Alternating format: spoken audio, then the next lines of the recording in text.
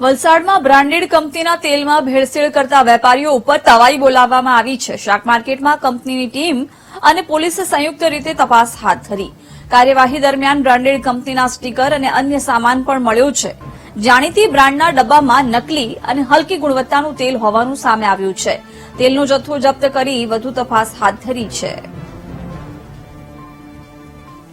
લોકોના આરોગ્ય સાથે ચેડા કરવામાં આવી રહ્યા હતા, જ્યાં બ્રાન્ડેડ કંપનીના સ્ટીકર લગાવી અને અંદર ભેળસેળવાળું તેલ વાપરવામાં આવતું હતું, ત્યારે શાક માર્કેટમાં કંપનીની ટીમ અને પોલીસે સંયુક્ત રીતે તપાસ હાથ ધરી હતી અને ચેકિંગ કર્યું હતું। કાર્યવાહી દરમિયાન બ્રાન્ડેડ કંપનીના સ્ટીકર અને અન્ય સામાન પણ મળી આવ્યું છે, ત્યારે જાણીતી બ્રાન્ડના ડબ્બામાં નકલી અને હલકી ગુણવત્તાનું તેલ હોવાનું સામે આવ્યું છે।